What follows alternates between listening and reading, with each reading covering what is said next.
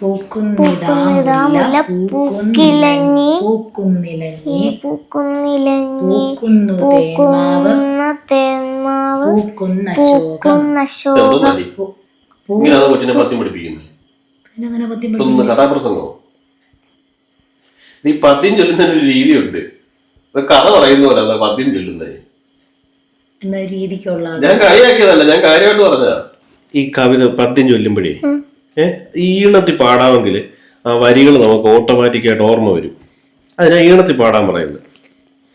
പാടിക്കേൾപ്പിക്ക, കേട്ടോ.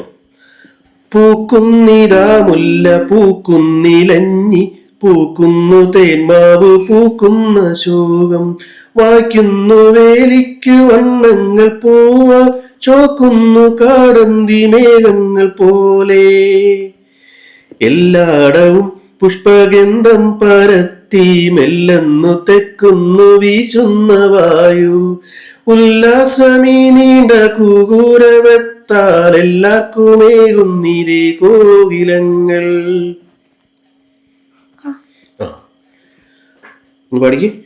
പൂക്കുന്നിതാ മുല്ല പൂക്കുന്നിലഞ്ഞി പൂക്കുന്നു തേന്മാവ് പൂക്കുന്ന ശോകം വായിക്കുന്നു വേലിക്കു വണ്ണങ്ങൾ പൂവ ചോക്കുന്നു കാടന്തി മേഘങ്ങൾ പോലെ. ഓക്കെ.